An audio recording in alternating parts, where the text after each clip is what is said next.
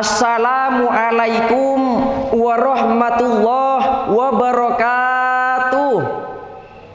Bismillah walhamdulillah wala haula wala quwata illa billah, amma ba'du. Hadratal mukarramin, para alim, para ulama yang kami hormati, dewan juri, dewan motivator, hadirin kerabat dai dimanapun Anda berada yang dirahmati oleh Allah. Sudah tidak diragukan lagi bahwasannya para pemuda, para pemudi memiliki peranan yang sangat menentukan terhadap kelangsungan suatu negara, bangsa, dan agama. Sehingga Al-Quran secara khusus menerangkan kepada kita selaku pemuda agar kita takut tatkala meninggalkan generasi di belakang kita dalam keadaan lemah, baik lemah secara pelaksanaan ibadah ritual, lemah intelektual maupun moral. Namun hadirin yang kita sayangkan, akhir-akhir ini kita semua sedang dihadapkan pada suatu permasalahan yang dapat membuat otak kita menjadi ruwet, mumet, jelimet, yang tiada lain dan tiada bukan adalah kenakalan-kenakalan remaja di era milenial.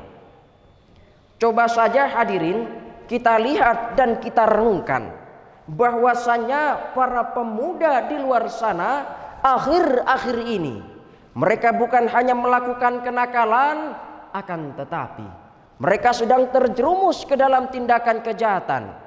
Mereka bukan hanya bolos sekolah, mabuk-mabukan, tawuran antar pelajar, akan tetapi mereka sedang terjerumus ke dalam sindikat narkoba, prostitusi, bahkan mereka tidak segan-segan membunuh kedua orang tuanya sendiri tanpa rasa peri kemanusiaan. Masya Allah, na'udzubillahi min dzalik. Hadirin ma'asyiral muslimin rahimakumullah. Padahal Rasulullah Shallallahu Alaihi Wasallam pernah berpesan kepada sahabat Jundub bin Junadah atau biasa disebut Abu Dar Al-Ghifari. Dalam kitab Nasaihul Ibad beliau berkata, "Ya Aba Darin, jadi di safinata fa innal bahro ami." Wahai Abu Dar, perbaikilah perahumu karena lautan sangatlah dalam. Wa khudizada kamilan fa innas safara ba'id. Ambil bekal secukupnya karena perjalananmu masihlah jauh. Wa khafifil himla fa innal aqobata ka'ud. Dan ringankanlah beban bawaanmu karena rintangan dan cobaan sangatlah berat. Oleh karena itu hadirin, kita sebagai pemuda harapan bangsa harus sadar diri bahwa kita adalah aset suatu negara. Baik dan buruknya suatu bangsa tergantung bagaimana kondisi pemudanya. Betul? Oleh karenanya Allah Subhanahu wa ta'ala berfirman dalam Al-Quran surah Al-Kahfi ayat 13. A'udzu billahi minasyaitonir rajim. Bismillahirrahmanirrahim. Nahnu naqussu 'alaika naba'ahum bil haqq. Innahum fityatun amanu bi rabbihim wa zidnahum huda. Shadaqallahul adzim. Yang artinya kami ceritakan kepadamu Muhammad kisah mereka dengan sebenarnya.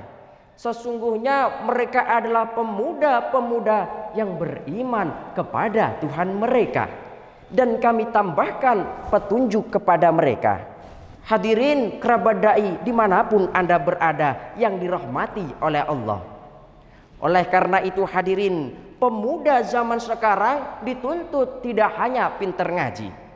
Pemuda zaman sekarang dituntut tidak hanya pinter baca Al-Barzanji. Akan tetapi pemuda zaman sekarang harus bisa tampil sebagaimana Rasulullah Shallallahu Alaihi Wasallam. Beliau imam tapi jenderal, jenderal tapi imam. Imam lantaran beliau mampu memimpin jamaah di dalam masjid. Jenderal lantaran beliau mampu memimpin tentara di medan perang. Kegagahannya, keperkasaannya dicurahkan demi memperluas dan mempertahankan ajaran agama Islam.